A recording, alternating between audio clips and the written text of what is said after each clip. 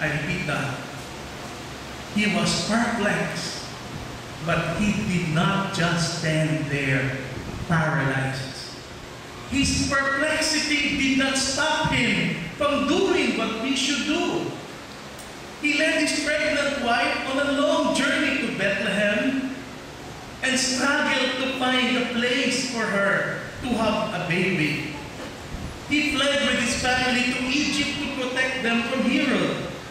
He provided them by the work of his hands and by the sweat of his brow.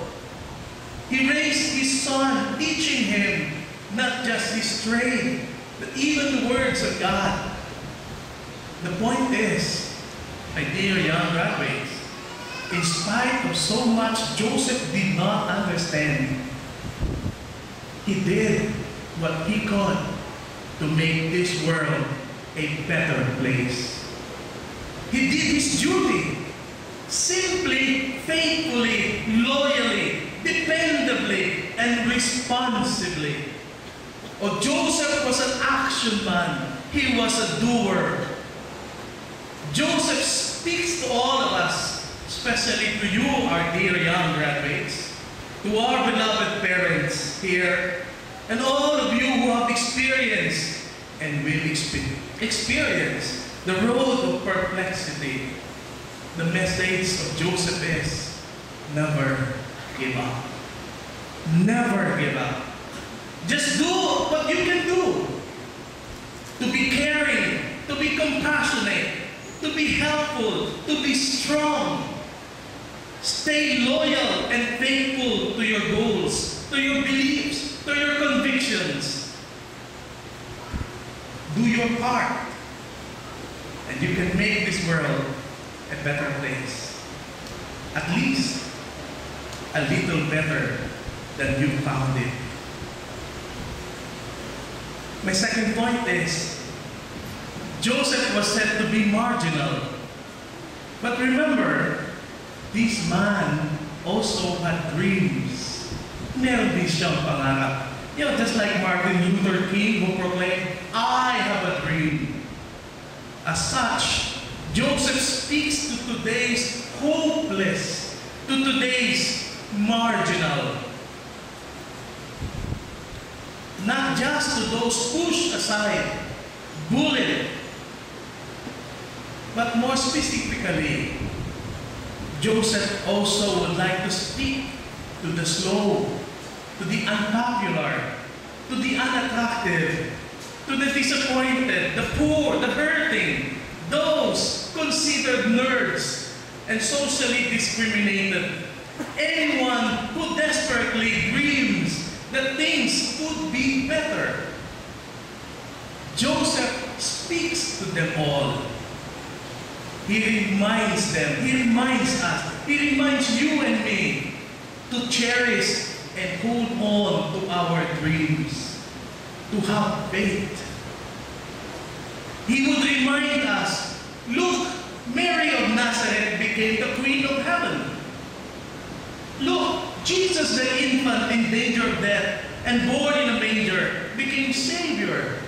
And look at him, himself, a dreamer that he was emerged to be known as Saint Joseph, the patron of the universal church.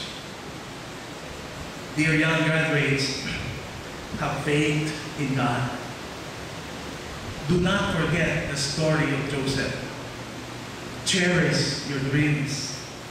Do not give up on your dreams. Do not be afraid to follow your dreams.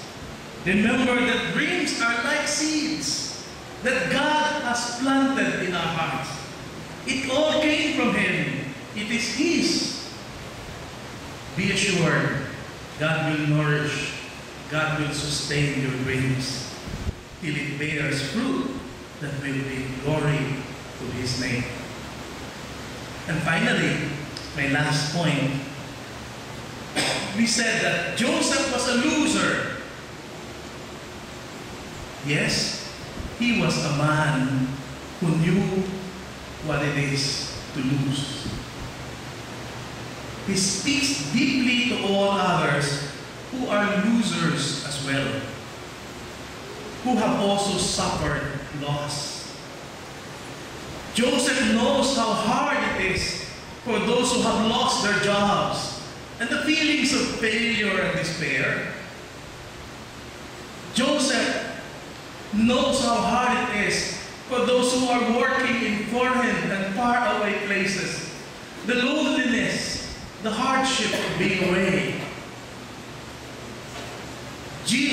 Joseph also knows how hard it is for those who are coping up with the loss of loved ones and the sorrow and emptiness that goes with it, and so on and so forth.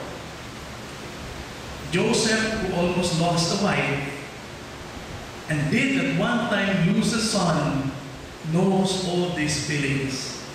But again, my dear young graduates,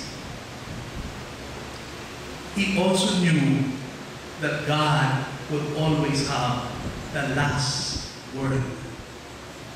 Joseph also knew that God would always have the last word. That God in time could make such loss the very condition of compassion, of service, and growth. He knew that although scars would remain, and greed would now and then openly assert itself, such loss could be the seeding place of quiet greatness. Fear not the prospect of losing. Fear not the prospect of failing. Because loss and failure is not final. Even death is not final, because there is resurrection. Remember, we are an Easter people. We believe in a God who rose to life again. My dear young graduates, Matthew has presented us with a role model, a man for all seasons, someone enlightened by the Word. You know, in life's journey, we may become perplexed. We may experience being marginalized. We may experience hurting over losses and failures. But let Saint Joseph's steadfastness and example guide you all the way. My dear Josephian graduates, follow the path of Saint Joseph, and you will soar high to reach your dreams and your aspirations. But as you soar high to reach your dreams, high above, to reach your goals, please, please, do not forget to continuously reach out to those behind you, to those below you.